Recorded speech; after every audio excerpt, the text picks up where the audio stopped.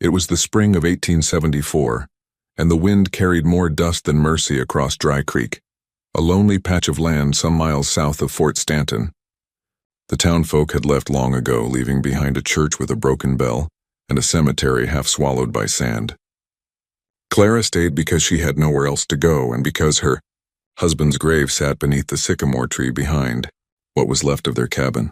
The war between settlers and Apaches had flared like brushfire all winter. The raids came swift and silent, just like the cavalry that chased them. When the smoke cleared, it was always the same. Dead men, burned houses, and women left to bury what was left of their world. Clara buried hers 3 months ago. She had marked the grave with a wooden cross. The name Samuel Whitfield burned into it with the tip of a hot knife. Now she spent her days tending a handful of goats and her nights whispering to the child growing inside her. The world had taken everything from her, but she wouldn't let it take the baby. She'd die first. That morning, the sky looked like brass and the air shimmered with heat. Clara was drawing water from the well when she saw the buzzards circling beyond the ridge. They were low, lazy in their circles, the way they got when something still had a little life left in it. She hesitated, then slung the rifle over her shoulder and started walking. The land rolled out in dry yellow folds dotted with mesquite and thornbush. A mile out she saw him, an Apache warrior sprawled face down in the sand. The arrow jutting from his back had broken in half, and the blood around him was dark and crusted. Her first thought was to finish what the arrow started. Her second was that she'd never killed a man before, and she wasn't about to start now, especially not one who looked half dead already. She nudged him with her boot. "Still alive?" The man groaned and rolled slightly. His face was young, maybe not even 30. The copper in his skin was dulled by blood and dust, but his eyes, black, sharp, alert, snapped open the moment she moved. He didn't speak, just stared. His lips moved around words she couldn't understand. Apache tongue. Clara hesitated, glancing back toward her cabin.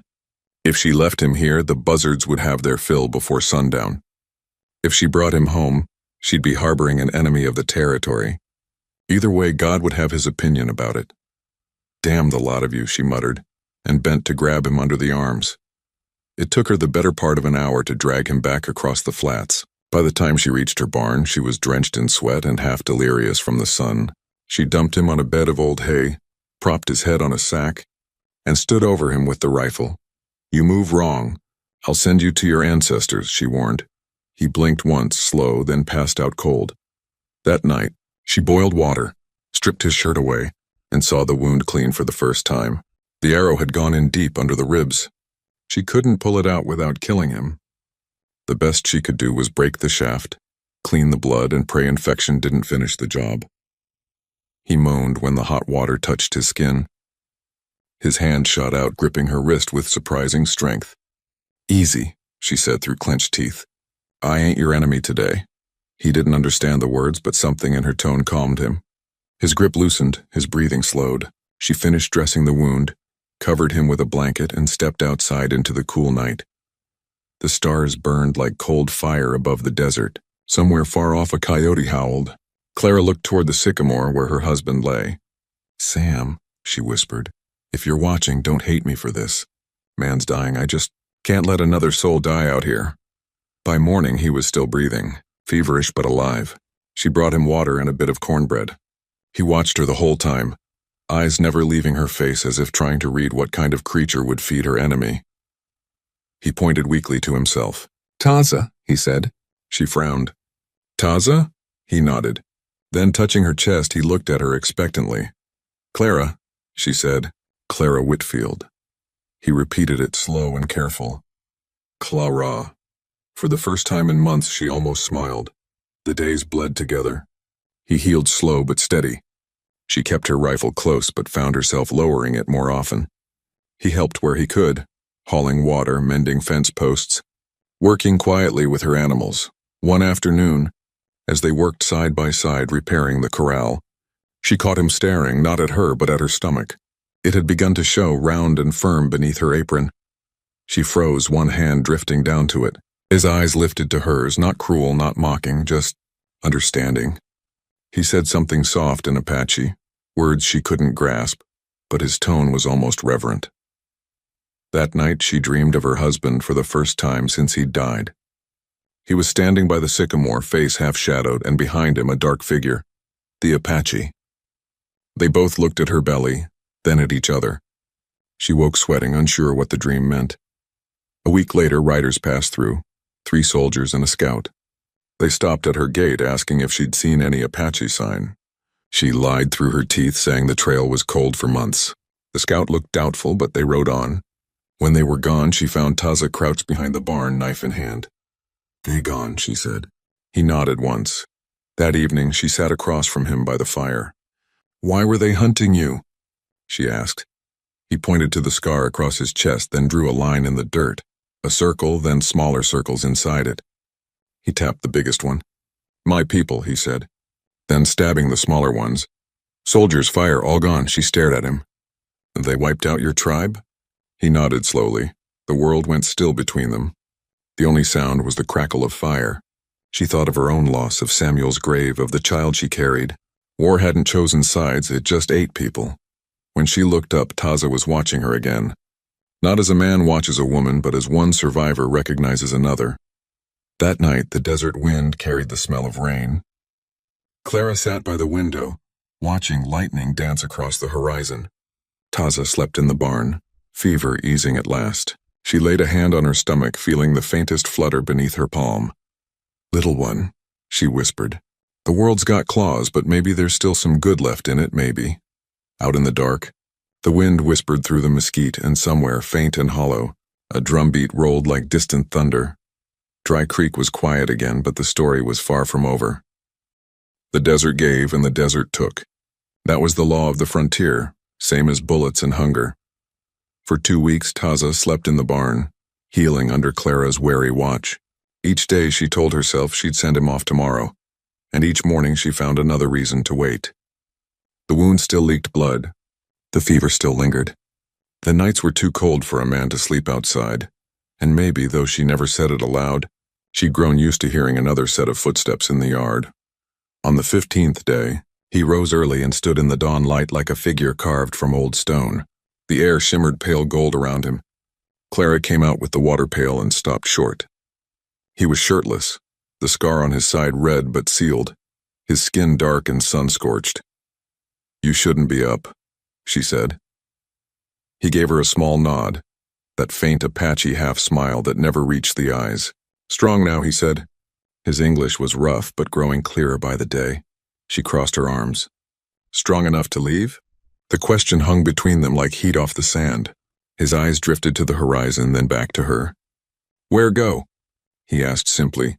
She opened her mouth, then closed it. There was nowhere for him to go, no tribe, no camp, no family. The world had turned him into a ghost before his body had a chance to follow. She set down the pail. "You can stay a few more days. But I don't want no trouble, you hear? If soldiers come back, I won't lie again." He nodded once. No trouble. But the way he said it, soft, steady, like a man who'd already made peace with dying, sent a shiver down her spine. By late afternoon, the sun burned white and cruel over Dry Creek. Clara worked the garden patch, pulling weeds from the brittle soil. Taza chopped firewood near the corral, silent as always. They didn't speak much. They didn't need to. The rhythm of their labor was language enough. Now and again he'd pause and glance toward the sycamore tree, where the crude wooden cross leaned over Samuel's grave. Once he asked, "Your man?" She nodded. "Soldier." "Farmer," she said quietly. "Got caught between soldiers and your people. They didn't much care who they shot." Taza's eyes flickered. "War bad," he said. No end, she didn't argue. There wasn't anything to say. That night, over a small fire behind the cabin, he pulled from his pouch a strip of leather threaded with tiny beads, turquoise bone and coyote teeth. He held it out to her. "For you," he said. She shook her head. "I can't take that. Looks important." He nodded again, stubborn as a mule. "Protect. Good spirits." The gift felt heavy in her hand, humming with a quiet kind of reverence. She tied it around her wrist, the beads warm from his touch. "Thank you," she said softly. He looked into the fire, eyes reflecting its light. "My mother make," he said after a long pause. "Before soldiers come." She say, "Give when you find good heart." Clara felt something twist deep in her chest. It had been months since anyone had spoken to her with kindness, and here it came from a man her people called a savage. The next day she heard hoofbeats. Distant at first, then growing fast. She froze. Taza was by the corral, knife in hand, before she could even speak. "Stay down," she hissed. The riders came into view, 5 of them this time. Not soldiers, but worse, raiders, drunken, lawless men who lived off fear and whatever they could steal from the bones of the frontier. They slowed as they neared the cabin, their laughter scraping across the quiet air. "Well, look what we got here," one called, grinning through broken teeth. "Little widow keepin' house all alone?" Clara's stomach turned to ice. She kept her rifle at her side, pretending calm. "Ain't nothing here worth takin'," she said. "Now that ain't true," the man drawled. "We can see plenty worth takin'." His eyes lingered on her belly, the others laughed. One spat on the ground. Taza crouched low behind the barn, jaw tight, waiting for her signal. The raider nearest her stepped forward, swinging down from his horse. He reeked of whiskey. "How about you invite us in, ma'am? We'll make sure you ain't lonely tonight." Her finger tightened on the trigger. "You take one more step and I'll put you in the ground next to my husband." He grinned wider. "Lady, you ain't got the shot cracked like thunder." His hat flew off, a red bloom spreading across his shoulder. He fell back with a yell. The horses screamed. The other men drew guns, firing wild, and then Taza moved. He came out of the dust like a shadow, knife flashing. One man went down before he even saw him. Another tried to turn his horse, but Taza leapt up, dragged him down, and slit his throat clean. The rest fled in panic, spurring their horses toward the ridge, leaving their dead behind. Clara stood shaking, the rifle still hot in her hands.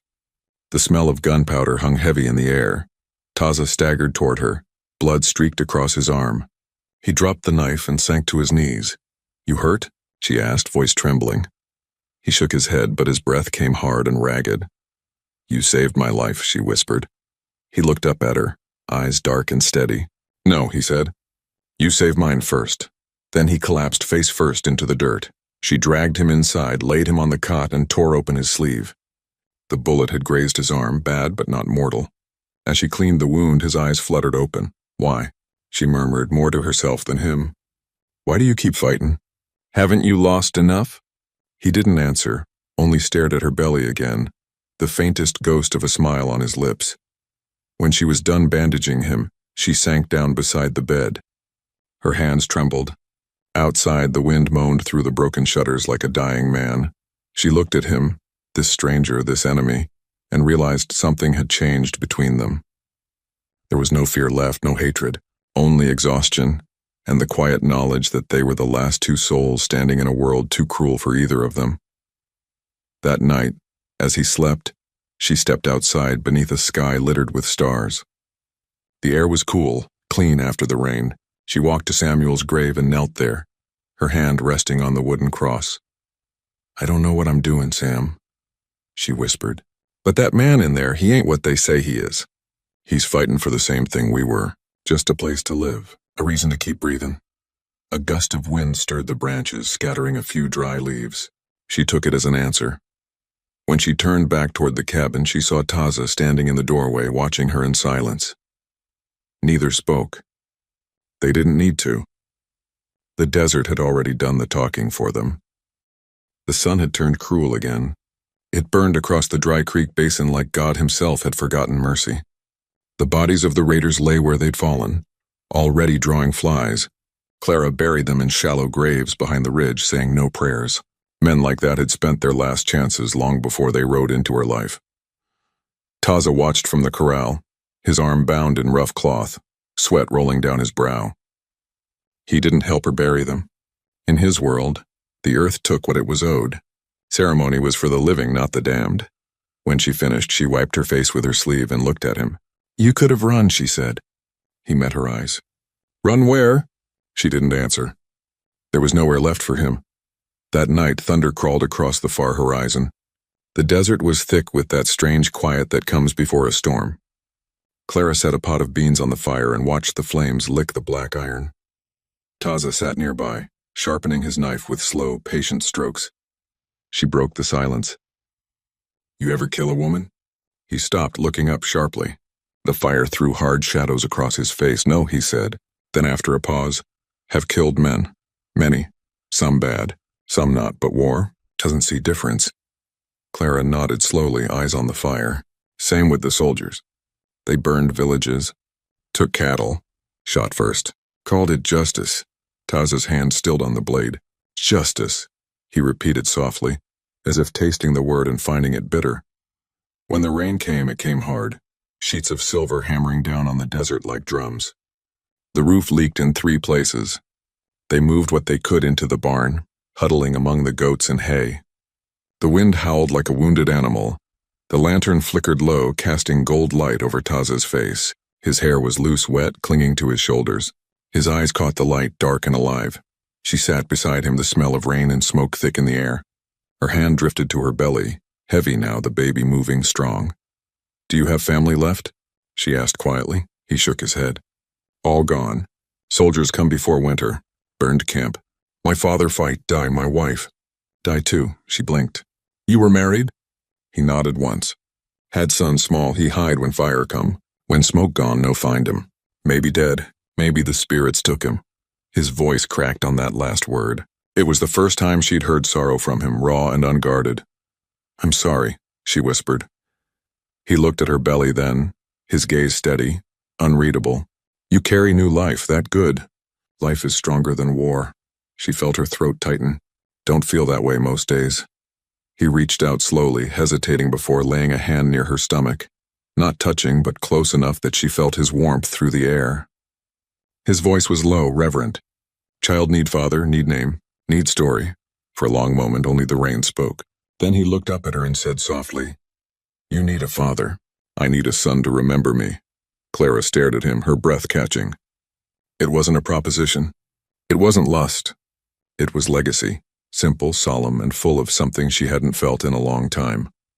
Purpose. "Taza," she whispered. "You can't." He held up a hand. "No, not that way, I mean, if I die, maybe your child carry my story. That is enough." She felt tears sting her eyes. She didn't wipe them away. "He'll know your name," she said. "I promise that." He nodded once, the faintest smile on his face. "Then I am not ghost." The rain raged on for hours, and by the time dawn came, the desert had turned to rivers of mud. The storm had stripped the land bare, washing away the tracks of the raiders, the blood, even the graves. The world looked new again, but it wasn't kind. By midday, smoke rose on the horizon, thin, gray, distant. Taza climbed the ridge to see. When he came back down, his face was grim. "Soldiers," he said. Riding west, Clara's heart dropped. "You think they're coming here?" He nodded. "They follow trail. Maybe 2 days," she swallowed hard. "Then you need to go, Taza, now." He didn't move. "They find you. Ask about me. You say no, see Indian, but they not believe." "I'll manage," she said. "I lied once already." He stepped closer, eyes sharp. "No, you stay alive. You and baby." "I go? Where?" she asked. "You said you had no place left." He looked to the horizon where the land met the gray sky. Spirit world still big. Maybe find peace there. She wanted to tell him peace didn't exist in this country anymore, not for men like him. Not for anyone, but the words wouldn't come. They packed what little food remained. Dried beans, hard bread, a jug of water. She gave him her husband's old hat and a length of rope. He gave her the small bone charm he wore around his neck, pressing it into her hand. "Keep," he said. "For child. He know truth when old enough." She tried to smile, but her throat was too tight. "You saved my life, Taza, twice now. I won't forget it." He looked at her belly once more, then met her eyes. "No forget me," he said quietly. Then he turned and walked into the storm-washed desert, the wind tugging at his hair. He didn't look back. Clara watched until he vanished into the folds of the land. The world felt emptier than before. That night the sky cleared and the desert gleamed under the moon. Clara sat on the porch, rubbing the charm between her fingers. She thought of his words, "I need a son to remember me," and wondered if she had just watched a man step willingly into death, just to give meaning to his life. 2 days later, soldiers came. They searched the property, overturning barrels, tearing up her garden. She stood silent, hand on her belly, jaw set. Their leader, a red-faced lieutenant, questioned her. "You seen any Apache pass through here, ma'am?" "No," she said evenly. "Ain't seen anyone but the Lord and the buzzards." He narrowed his eyes, studying her. Strange tracks leading from your well. Looked fresh. Cattle, she said flatly. He held her gaze another moment, then tipped his hat. If you do see one, ma'am, you'd best send word to Fort Stanton. They're dangerous animals. When they rode off, Clara stood there a long time, watching the dust trail fade. Animals, she whispered to herself.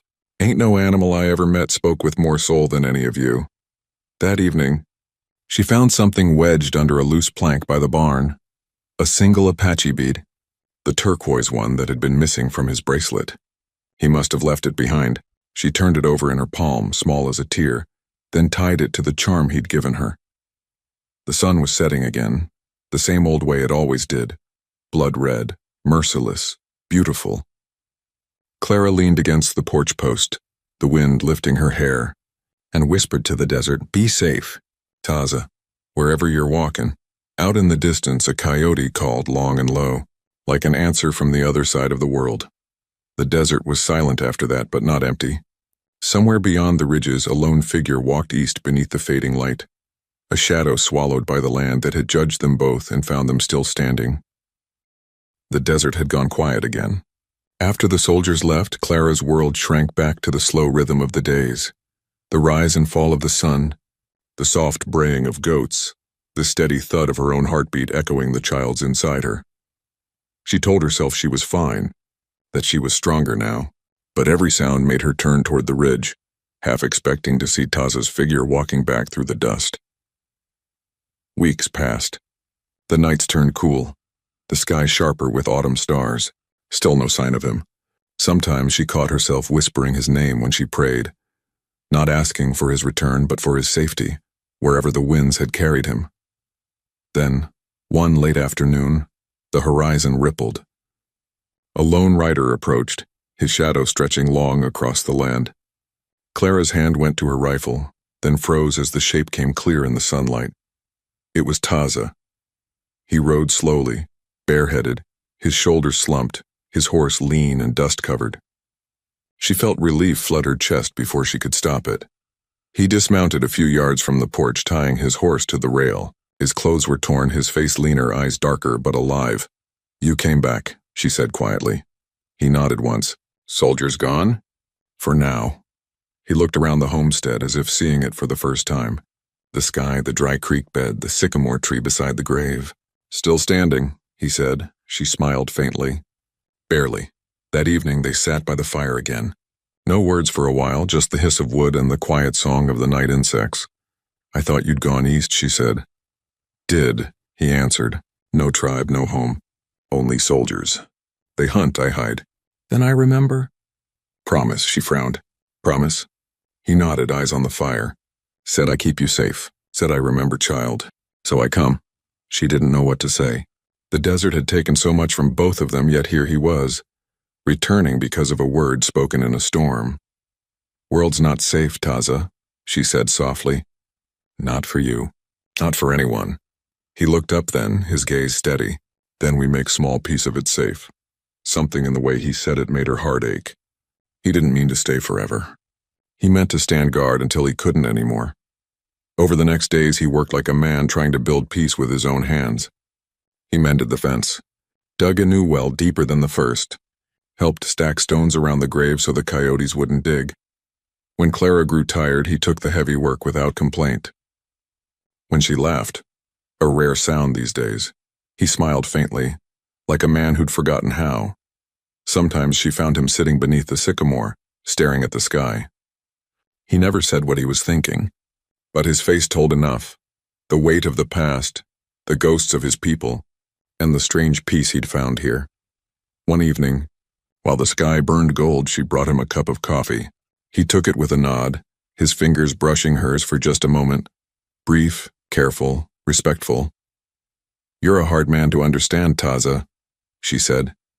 He looked out over the desert. "Not hard. Just old ways. My people say, man not gone when he die. He gone when no one speak his name." She felt a lump rise in her throat. "That's a fine thing to believe."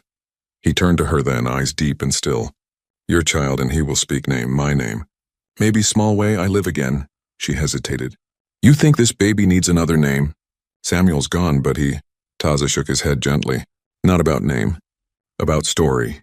Child, grow strong, he remembered peace between two worlds.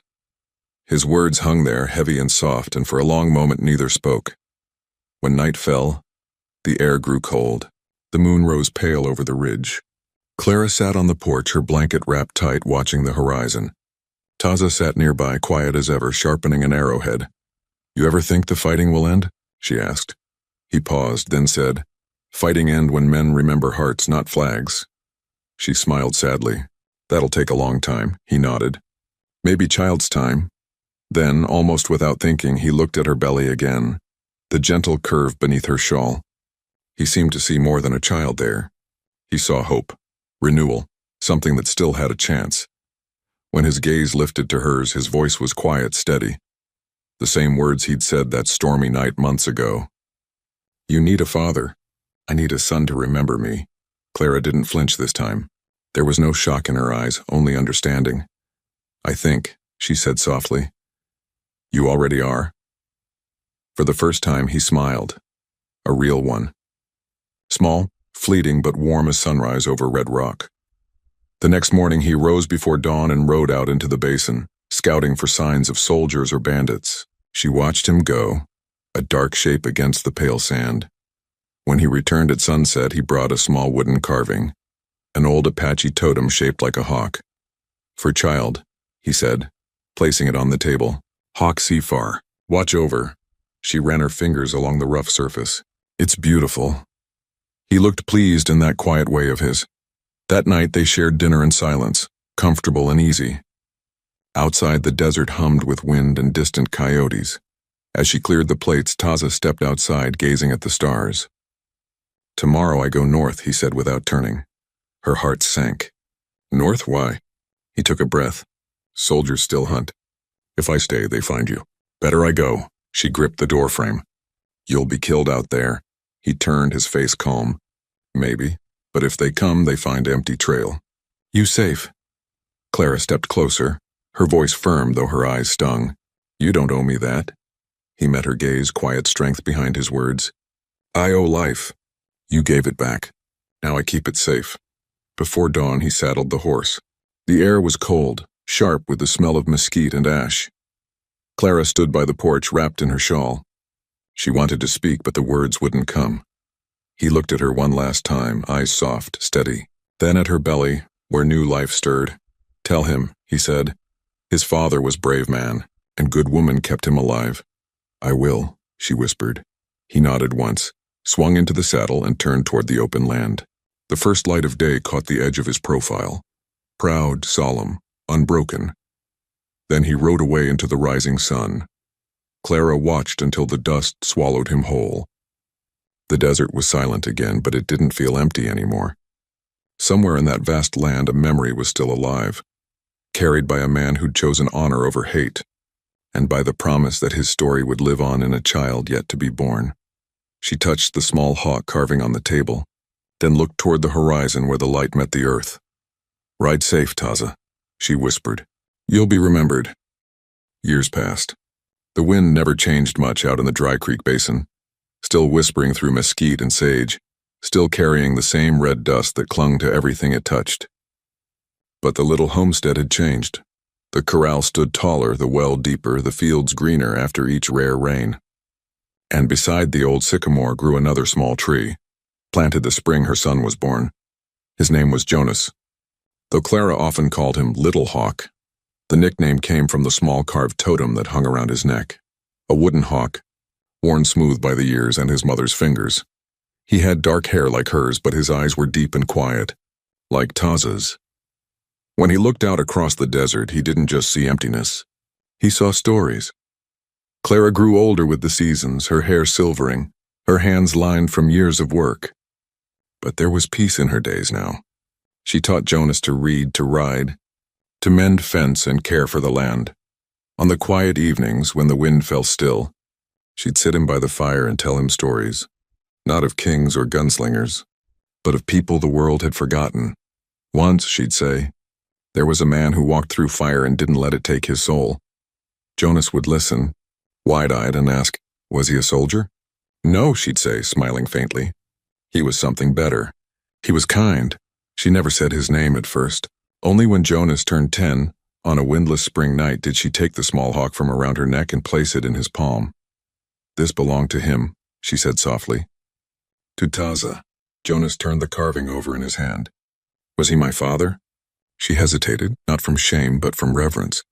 "He was a man who gave you a story, son. One worth carrying." He nodded slowly, holding the hawk close. "Then I'll carry it." The years rolled on. By 16, Jonas could ride from the basin to Silver Rock and back before sundown. He traded hides, repaired fences for ranchers, even helped the mail riders when floods took the bridge. Folks knew him as Clara's boy. Quiet, polite, a hard worker. But some whispered about his eyes, about the way he moved through the brush without sound, about the totem around his neck. The old men at the saloon called him half-ghost. Jonas didn't answer their talk. He had his mother's patience and Taza's silence. But inside he wondered, where did he come from truly?